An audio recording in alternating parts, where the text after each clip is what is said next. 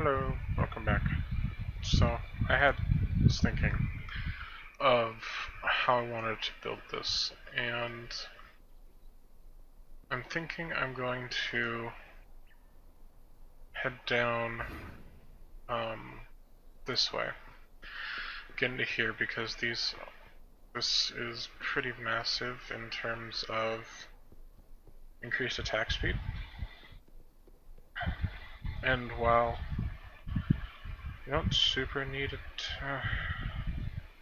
I'm actually not sure if attack speed is what I really need on these anymore, on slam skills or two-handers anymore really, but I'm gonna go down that way, and if I read on later and find out that I didn't need it and it was a bad choice, then I'm going to go ahead and just use my reform points to fix up the tree later. Which is, I mean, the entire purpose of the reform points is that way you don't, mess up your, not that you don't mess up, but in case you do mess up your build.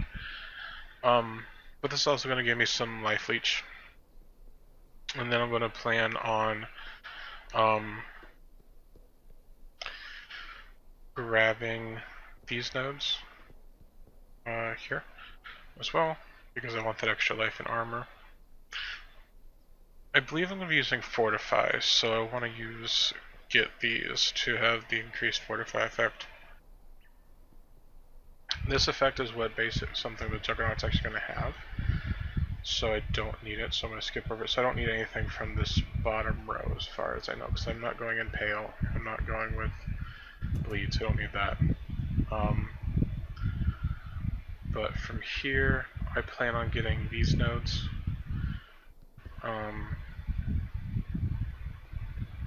Although, I'm not really sure I need them. I was just playing out initially. However, these nodes here, this is a lot. 5% life is considered like above average. And then you get this as an additional, so... Or not additional, but you get that as the prize for the end because a larger node, it's not a keystone, but it's a larger node. It's like an intermediate keystone or something like that. But I'm planning on doing axes, I believe. But for now it's just going to be focused on two-handers. But there's these axe nodes, and the melee strike range here is pretty significant, as well as the increased area effect. And I want to get this one for sure because it gives me +2. And then I plan on hitting down here, possibly picking up the Fortify. Like I said, I think I'm picking up this Fortify, but not until I actually have Fortify and after I've thought about it a bit. I for sure want Wrecking Ball here, because it's a lot of attack speed and damage, although I could skip it and just go towards these ones here, because there's a bunch of there's this 10% attack speed here. And if you didn't know, armor, the heavier armors and stuff, and I think ones that have pretty high stats, at least know the heavy armor, like the ones that are like just pure armor, the heavier ones all have a 3% movement speed penalty in it built in. This one removes it. I mean, you can also get like this node to technically cancel it out. Anyways, so I'm planning on going this way, not going too deep into here though. Just because because this eventually kind of turns into like a crit section, which is over here to dexterity, which is not what I want. And then I'm planning on going up this way to deal some fire stuff. Anyways, the plan though now is to go back to the battlefront. We're going to go to the docks first, as opposed to going to the Solaris Temple, because even though, you know, if you're following the quest in the order, it'd say, oh, go to the Solaris Temple, but one of the items you need is in the docks, so it's just kind of one of those quality of life things, basically. It's just that way you have everything ready and room to go. And also, if you're doing the side quest here, you can take care of this part of it while you're here. And then, you know, the guy, he's like, oh, I'll go to the gardens and get me a plum. And that was the entire point of picking up that decanter earlier. Because he wants to eat a fruit, drink some alcohol, and no longer be a ghost. The guy was, in case you're curious, it's Fairgraves from earlier on in the playthrough, who we killed, and now he's just like, oh, you killed me, I want to come back to life. Just kind of, it's like, dude, you dug your own grave. Anyways, you know, that has a whole storyline to it. I'm not going to ruin it if you want to explore it. I'm not going to spoil it. But yeah, that's just kind of where it takes place. Let's see. So I did read up about how this works. Basically, you cast it, and then your next set of melee attacks become exerted, and the combustion part of it is what gets exerted. So, like, you get an additional effect to it, basically. At least for the Infernal one, the other ones have different exerts, but what this one does is it just, for the next 4 attacks, you basically explode and they die and deal a bunch of extra damage, which is a great effect.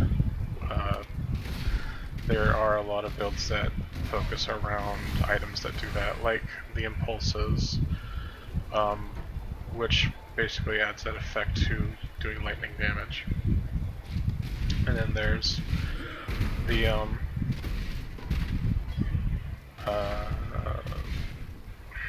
Gladiator? Yeah, the Gladiator has an effect on one of those options that basically enemies who are bleed when they die, they explode and deal a percentage of their health as just damage and physical damage and a big AoE.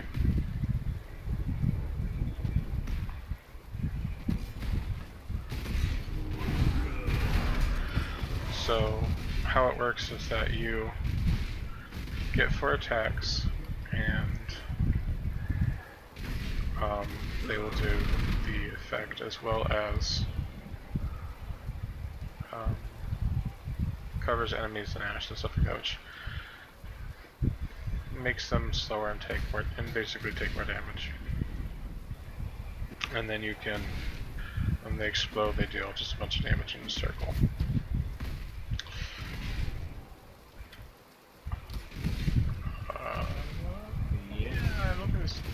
It's not really super complex, but basically Earth Shatter also, whenever you use a war cry, it causes that to explode and deal additional damage. So what you're doing is basically you're using your war cry to get exerts, and then you explode the enemies, and then you use your war cry again to explode everything again, and just make more booms, because booms are shiny and loud and exciting, and so everyone wants to do big booms. Yeah. Do this from there. Where is that item?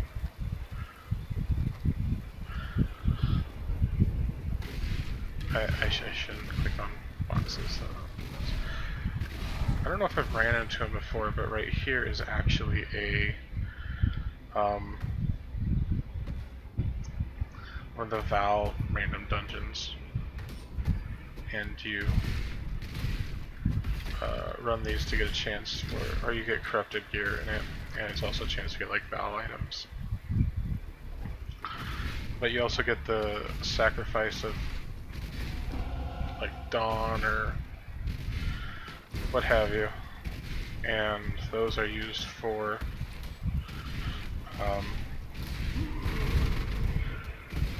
shoot.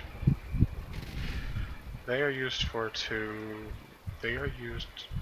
for English.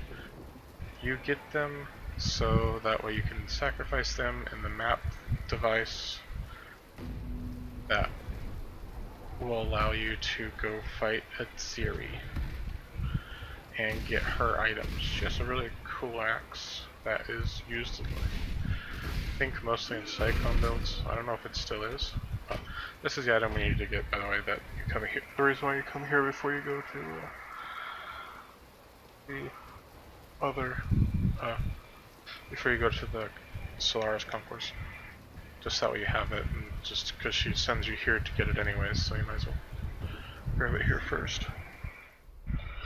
Since we just got here and we have the both that lets us not die, let's go ahead and start moving it here. Okay, now we can just move on to Ciri, or not Ciri, the Gemling Queen. Yeah.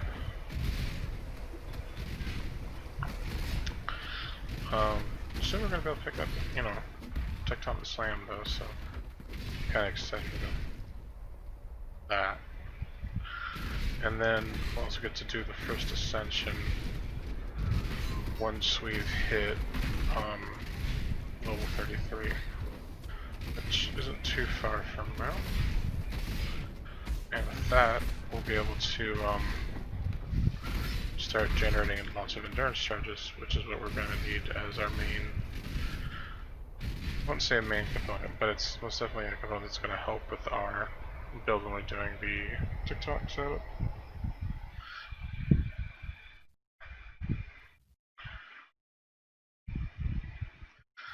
Alright, so I'm going to end the video here, and then next time we're going to go ahead and turn that in and go to the Ebony Barracks. Alright, see you next video.